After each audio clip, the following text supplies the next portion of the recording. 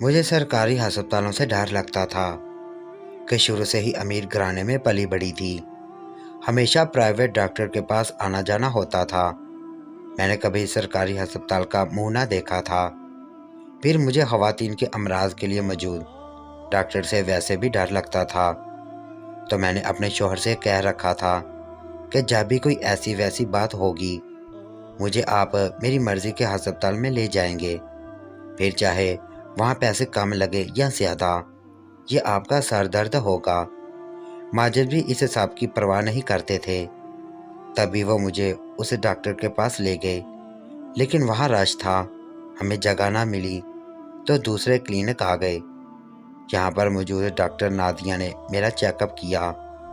اس کے بعد نہ جانے کیا بات ہوئی کہ میرے شوہر نے مجھے باہر جانے کا اشارہ کیا۔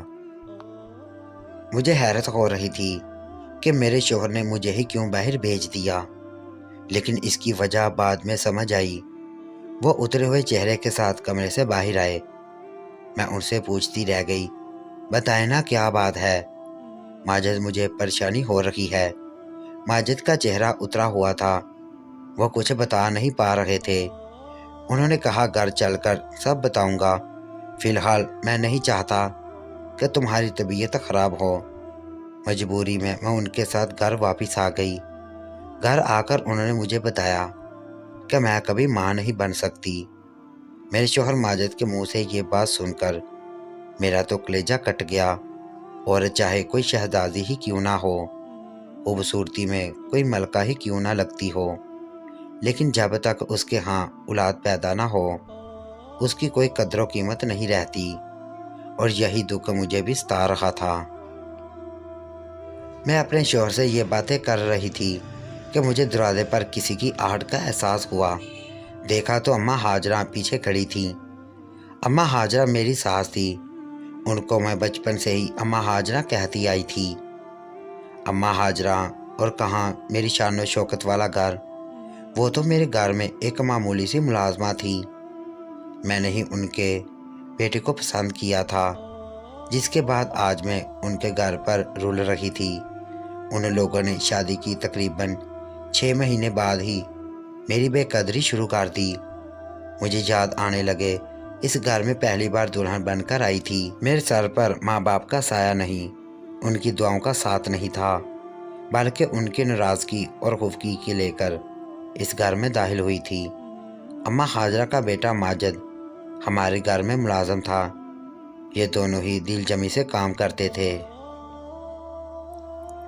میری ماں ایک سوشل ایکٹیویٹیز تھی، جبکہ میرا باپ ایک ادارے میں ملازم تھا۔ بس اسی وجہ سے وہ مجھے وقت نہ دے پاتے۔ میں سارا دن نوکروں کے سہارے جیتی، انہی سے کھانا کھاتی اور انہی کو اپنا ماں باپ جیسا تصور کرنے لگی، اور اماں ہاجرہ نے مجھے بیٹی جیسا پیار دے کر پالا تھا۔ میں جب بھی پریشان ہوتی اس کی آغوش میں جا چھپتی۔ اماں ہاجرہ کا بیٹا ماجد ہمارے گھر میں ڈرائیور تھا۔ یہ زیادہ تر باہر ہی رہتا، لیکن جب سے اماں ابا نے بڑی بڑی گاڑیوں میں جانا شروع کیا تھا ان کے ڈرائیور بھی بدل گئے تھے۔ وہ یونیفارم اور ہٹے کٹے 6 فٹ کے مضبوط لوگ تھے، جن کے ساتھ اماں ابا سفر کرتے اور انہیں اپنے گارڈ کے طور پر بھی استعمال کرتے، جبکہ ماجد دبلا پتلا سا نوجوان تھا۔ پہلے تو وہ گاڑی چلا لیتا تھا، مگر آج کل اماں ابا نے اسے گھر میں سودا صرف لانے پر رکھا تھا۔ رفتہ رفتہ میری اور ماجد کی دلچسپی ایک دوسرے میں بڑھتی گئی، اور یہی سے ہماری محبت کا پودا تناور ہوتا گیا۔ اماں ہاجرہ جان بوجھ کر ہمیں اکیلے بیٹھنے کا موقع دیتی، اور پھر میں تو گھر کی 4 دیواری میں بند تھی۔ محبت کے معیار کا اور تقاضوں کا مجھے پتہ نہیں تھا، بس ماجد جو کہتا میں کرتی جاتی۔ یہ بھول گئی تھی کہ میں شہزادی اور وہ ایک پتھر کاٹ مزدور ہے۔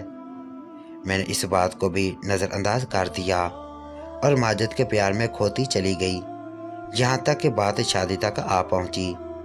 جب اماں ابا کو اس بات کی بنک پڑی تو وہ غصے سے تلملا اٹھے۔ انہوں نے ماجد کو گھر سے باہر نکالنے کا کہا، مگر میں نے اپنی جان لینے کی دھمکی دے کر اپنے ماں باپ کو چپ کروایا۔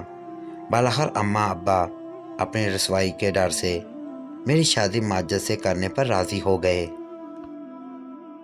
کیونکہ میں نے انہیں دھمکی دی تھی کہ اگر میری شادی ماجد سے نہیں کریں گے تو میں انہیں کہیں منہ دکھانے کے قابل نہیں چھوڑوں گی۔ نہ جانے مجھ میں اتنی ہمت کہاں سے آ گئی تھی۔ بہرحال مجھے صرف اور صرف پیار محبت سے مطلب تھا۔ میرے لیے آسائشیں اور دولت اتنی اہمیت نہیں رکھتی تھیں۔ تبھی میں نے ماجد کا ساتھ دیا، ماں باپ کا گھر چھوڑ کر محبت کی شادی میں بند کر اماں ہاجرہ کے ساتھ ان کے گھر آ گئی۔ میں نے یہی سوچا تھا کہ اماں ہاجرہ اور ماجد مجھے اتنا ہی پیار دیں گے جیسا مجھے میرے باپ باپ کے گھر میں ملتا تھا، مگر یہاں آ کر احساس ہوا کہ صرف پیار محبت کی باتیں سب کچھ نہیں ہوتا۔ زندگی میں مسائل نہ ہوں تو لڑائی جھگڑے ہونا ایک عام سی بات ہے۔ اماں ہاجرہ اور ماجد نے بھی مجھے تیکھی نظروں سے دیکھنا شروع کر دیا، کیونکہ اماں ابا نے مجھے جہیز میں کچھ نہیں دیا تھا۔ دیتے بھی کیوں، میں نے ان کی نافرمانی کر کے اپنی مرضی کی تھی۔ اب میں کس منہ سے ان سے یہ کہتی کہ مجھے جہیز دیں یا میرے گھر کو سنوارنے میں مدد کریں۔ میں اپنے گھر میں خوب محنت کرنے لگی۔ گھر کے وہ کام کاج جو میں نے کبھی نہیں کیے تھے، ہمیشہ اماں ہاجرہ کے ہاتھ کی چائے پی تھی، ان کے ہاتھ کا بنا کھانا کھایا تھا۔ میں نے ہر چیز کرنا شروع کر دی جو میری شانوں کے خلاف تھا۔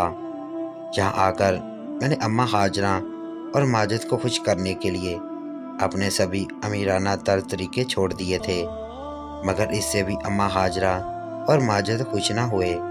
شادی کے 1 مہینے بعد ہی اماں نے یہ ضد لگا دی کہ مجھے اب پوتا چاہیے، اگر تو نے بچہ پیدا نہ کیا تو میں تیری طلاق کروا دوں گی۔ اماں ہاجرہ کے منہ سے یہ باتیں سن کر میرا تو دل ہل کے رہ گیا۔ میں سوچ بھی نہیں سکتی تھی کہ اتنا پیار کرنے والی اماں ہاجرہ میرے ساتھ ایسا سلوک کریں گی۔ بہرحال میں نے اپنے شوہر سے یہی کہا کہ وہ ایک بار میرا میڈیکل چیک اپ کروا دیں، ہو سکتا ہے کہ کوئی امید بن گئی ہو، مگر میرے شوہر نے میری ایک نہ سنی اور یوں ہی 3 مہینے گزر گئے۔ اب تو اماں ہاجرہ کی بے چینی عروج پر تھی۔ انہوں نے صبح شام مجھے تنگ کرنا شروع کر دیا۔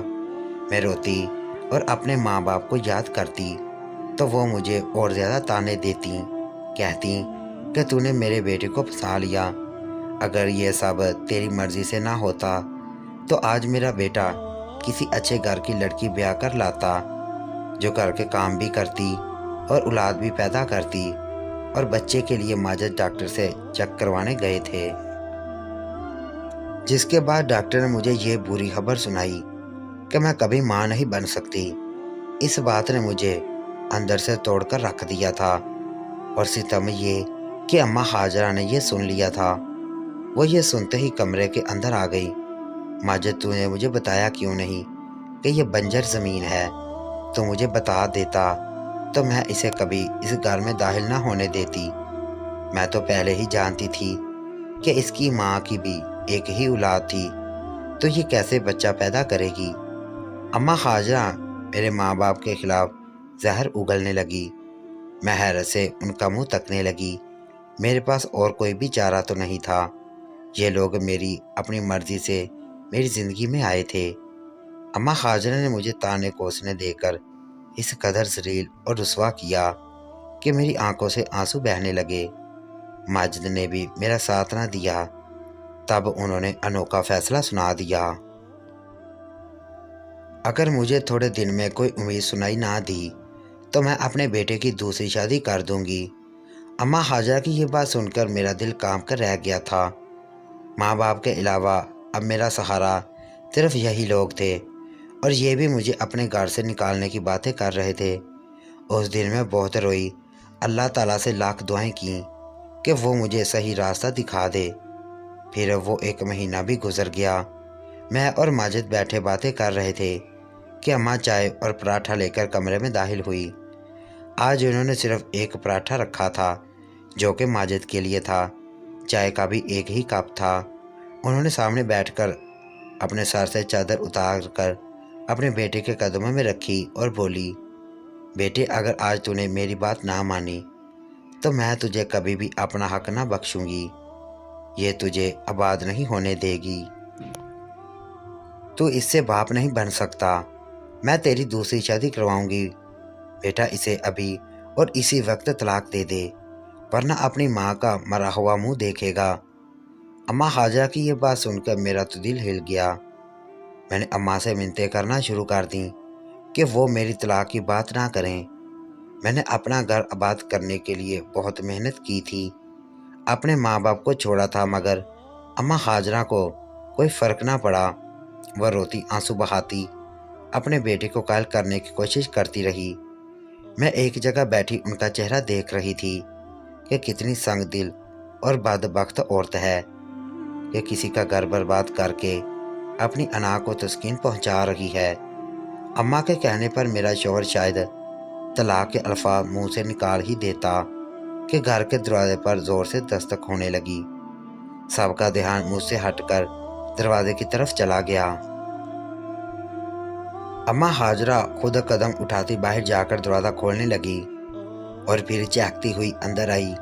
मैंने देखा अम्मा के साथ उसकी बड़ी बेटी नाजनीन भी थी, जो शादी के बाद हमारे घर कभी कभी आती थी, लेकिन जब भी आती अपने भाई से कोई ना कोई ऐसी बात कह जाती कि वो मेरी हिमायत करता था। इसी वजह से नाज़रीन मुझे अच्छी लगती थी और आज नाज़रीन को देखकर मुझे खुशी महसूस हो रही थी, क्योंकि मैं जान गई थी कि नाज़रीन ही मेरी वो वाहद सहारा है जो मेरा साथ दे सकती है। इसलिए नाज़रीन के आते ही अम्मा और माजिद ने अपना रवैया दुरुस्त कर लिया। नाज़रीन मुझसे घुल मिल कर बातें करती थी। मैं किचन में उनके लिए खाना बनाने चली गई। थोड़ी ही देर में नाज़रीन भी मेरे साथ आकर खड़ी हो गई। तुम्हें कोई मदद चाहिए? हाँ, मदद तो बहुत चाहिए, मुझे आपकी ज़रूरत थी। मेरी आंखों से आंसू टप टप गिरने लगे। अरे तुम तो रो रही हो, क्या हुआ? सब खैरियत तो है ना? नाज़रीन बाजी की बात सुनकर मैंने अपना सारा दुख उनके सामने रख दिया। मेरी बात सुनकर सोच में पड़ गई। बात तो बिल्कुल सही कहती हो तुम। इस कदर कुर्बानियाँ दी हैं कि उनको ऐसा करना नहीं चाहिए। मैं क्या कर सकती हूँ? औरत की औलाद ना हो तो वो वाकई अधूरी होती है। नाज़रीन ने भी जब ये जवाब दिया तो मेरा दिल जैसे दरमियान से दो टुकड़े हो गया। मैं फूट फूट कर रोने लगी। तब उन्होंने मुझे तसल्ली दी और हमदर्दी से कहने लगी, तो फिक्र नहीं करो, मैं तुम्हारे लिए कोई ना कोई हल तलाश करूँगी। उसकी बात सुनकर मैं पुरउम्मीद हो गई। लेकिन नाज़रीन बाजी, आप क्या करेंगी? अल्लाह ताला ही औरत को औलाद दे सकता है। कोई क्या कर सकता है इस मामले में? मेरी बेबसी और मायूसी अरूज पर थी। तुम ऐसी बातें मत करो, मैं तुम्हें इस बारे में सब कुछ बता दूंगी। फिलहाल तू खाना बनाना, वरना अम्मा गुस्सा होगी। ये कहकर वो किचन से चली गई। मैं खाना बनाने में मसरूफ़ हो गई। शाम के वक्त मुझे दोबारा बाजी से बात करने का मौका मिला। उन्होंने बड़ी राजदारी से ऐसे मुझे बताया। उन्होंने कई बांझ औरतों का इस तरह इलाज किया है और फिर कम उम्री में तो ऐसा नामुमकिन है।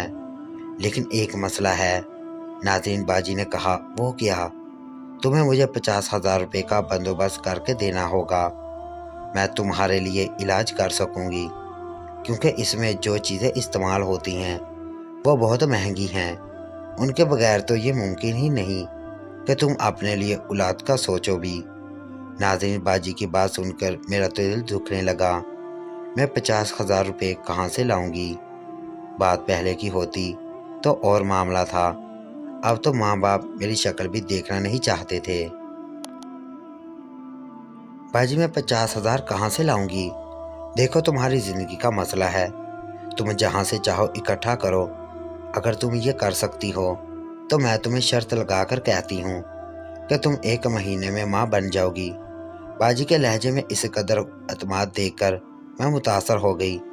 मैंने उनसे वादा कर लिया कि मैं 50,000 रुपये का इंतज़ाम करके रहूँगी और बिलाखिर मैंने वही किया जो हर बेटी करती है। अपनी माँ के आगे हाथ जोड़े उनसे भीख मांगने वाले अंदाज में 50,000 रुपये की रकम तलब की। उनके लिए ये रकम कुछ भी नहीं थी। अम्मा मुझे इस हालत में देखकर बहुत रोई, मगर उन्हें अपनी बेटी का एहसास था और मेरी शक्ल देखना चाहते थे। अम्मा ने अपने जेवर बेचकर मुझे 50,000 रुपये की रकम दे दी, क्योंकि वो अब्बा को इस बात की खवा भी नहीं लगने देना चाहती थी। 50,000 रुपये लेकर जब मैं अपने घर वापस आई तो मेरे दिल में खुशी के लड्डू फूट रहे थे। मैं जानती थी कि अब मेरा इलाज मुमकिन हो जाएगा और मेरा शौहर भी मुझे कभी तलाक नहीं देगा। मैंने वैसे भी उसे कसम दे रखी थी कि वो मुझे 1 साल से पहले तलाक नहीं देगा। नाज़रीन, बाजी ने जब मेरे 50,000 रुपये देखे तो खुश होकर बोली, बस अब तुम फिक्र ना करो, ये पैसे तुम मुझे दे दो, मैं तुम्हारा इलाज करूँगी। बाजी ने मुझे कहा कि हर रात मुझे उनके साथ उनके घर जाना होगा, क्योंकि ये इलाज सिर्फ उन्हीं के घर मुमकिन है। बाजी की बात से मैं मुतमिन तो ना थी, मगर मजबूरी में सब करना पड़ता। मेरा शौहर वैसे भी इन दिनों शहर से बाहर कमाने जा रहा था और मुझको तो पता ना होता कि मैं कहाँ हूँ और कहाँ नहीं, जिंदा भी हूँ या मर गई हूँ। ये बात की बात है, मैं अपने शौहर के जाने से अलग परेशान थी और मेरी तबीयत भी कुछ ख़राब थी। अम्मा अपने कमरे में सो रही थी। मैं नाज़रीन बाजी के आने का इंतज़ार कर रही थी, क्योंकि अब मेरा इलाज शुरू होने के दिन आ गए थे। थोड़ी ही देर गुजरी थी कि दरवाजे पर हल्की सी दस्तक हुई। बाजी ने मना कर रखा था कि मैं घर का दरवाज़ा बंद ना करूं, वरना अम्मा को मेरे आने का पता लग जाएगा। वो मैं अम्मा के खुफिया तरीके से करना चाहती थी। मैंने भी उनका भरपूर साथ दिया, दरवाज़ा खुला रखती। बाजी नाज़रीन के आने से पहले ही चादर वगैरह ओढ़कर बैठी रहती। वो आती और मुझे ले जाती। उनके घर में उनका शौहर और देवर होते थे, मगर वो मुझे अलग कमरे में ले जाती, जहाँ मैं आंखें बंद करके लेती। वो पास बैठकर एक मंतर पढ़ती। इसी तरह 3 रातें गुजर गईं। ये मेरे अमल की आखिरी रात थी। बाजी नाज़रीन ने मुझे बताया कि ये वजीफ़ा खुद से पढ़ना होगा, यूँ मैं औलाद पैदा कर पाऊंगी। मैंने बाजी के कहने पर अमल करना था। आखिरी रात जब मैं अपने कमरे में आई तो मुझे अपना कमरा कुछ अजीब सा महसूस हुआ। यूं लगा जैसे सब कुछ बिखरा पड़ा है। तो मेरी जान कर जान निकल गई। कमरे से कीमती जेवरात गायब हो चुके थे। मेरे पांव तले से ज़मीन सिरक गई। ये वो जेवरात थे जो अम्मा अब्बा ने मुझे भीख में दिए थे, क्योंकि जब मैं रुखसत होकर अपने घर आई थी सिर्फ अपने इस्तेमाल की चीज़ें और अपने जेवरात ही लाई थी, मगर आज तो वो भी लुट चुके थे। मैं फूट फूट कर रोने लगी। अम्मा हाजरा से भी कुछ ना कह सकती थी। अगर उन्हें बताती तो वो पूछती कि तुम रात को दरवाज़ा खुला छोड़कर बाहर क्यों गई थी। मेरे दो दो नुकसान होते चले गए थे, मगर मुझे इस बात की खुशी थी कि कम से कम मेरे लिए इलाज की रातें तो आसानी से गुजर गईं। मैंने अम्मा से इस बात का जिक्र नहीं किया। उन्होंने भी मुझसे पूछा। मैंने इस नुकसान को बर्दाश्त कर लिया। अब मैं रोज़ाना वजीफ़ा करने लगी और औलाद के लिए इंतज़ार करने लगी। मेरा शौहर 15 दिन बाद घर वापस आया तो मैंने ये बात उसे भी बता दी। वो मेरा मजाक उड़ाने लगा। बोला, 50,000 रुपये से कोई औलाद पैदा कर सकता तो आज दुनिया में इतने बे औलाद जोड़े ना घूम रहे होते। और उनके पास तो अरबों करोड़ों रुपए हैं, मगर बांझ औरत या मर्द कभी भी बाप के रुतबे पर फायज नहीं हो सकता।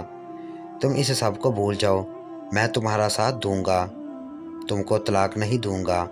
अम्मा चाहे जो मर्जी कह ले। अपने शौहर की बात सुनकर मुझे तसल्ली हुई, लेकिन फिर भी खुशखबरी सुनने को मिल ही गई, जिसका मैंने महीनों इंतज़ार किया था। डॉक्टर ने बताया कि मैं माँ बनने वाली हूँ। मैंने बाजी का बेहद शुक्र अदा किया। वो दिन मेरे लिए ज़िंदगी में सबसे खूबसूरत दिन था। हमारे घर में 2-3 मेहमान भी आए थे, क्योंकि अम्मा और माजिद अक्सर घर में अकेले ही होते, इसलिए 2-3 लोगों की मौजूदगी भी हमें बहुत ख़ास लगती थी। मगर मुझे ऐसा लगा जैसे मेरी नंद और सास का रवैया मुझसे बदला बदला सा है। घर में खामोशी थी। मुझे ये लोग अपने बिस्तर पर बिठाया।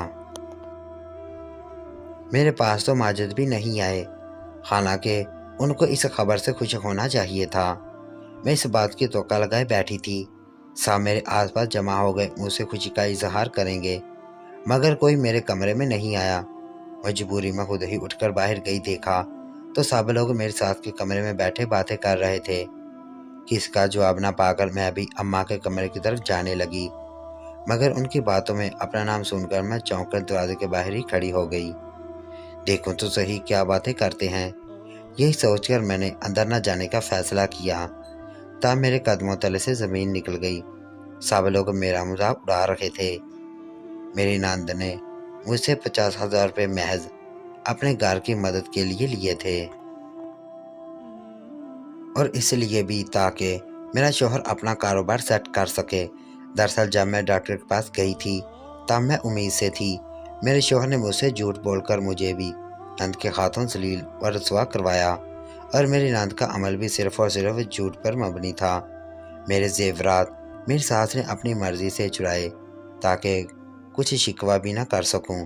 इसलिए उन्होंने यूं जाहिर किया जैसे वो मेरे घर के जाने से बेखबर हो। यह हकीकत जानकर मैं जिस कदर दुखी हुई वो मेरा दिल ही जानता है। कभी सोचा भी नहीं था कि मेरा शौहर और अम्मा मुझे इतना बड़ा धोखा देंगी, मगर आज मैं सिर्फ इतना कहूँगी कि जो लड़की अपने माँ बाप का दिल दुखाती है वो कभी खुश नहीं रहती। इन सब हकीकतों और तलहक़ाइक़ को जानते हुए भी मैं माजिद जैसे अनपढ़ शख्स की खिदमत और अपनी सास जैसी चालाक मकार औरत की हर बात मानने पर मजबूर हूँ। खुदा मेरे खलात पर रहम करे और मेरे 4 बच्चों को खुश रखे, जिन्हें बाप का प्यार और अपनी दादी की शफ़क़त कभी नसीब नहीं हुई।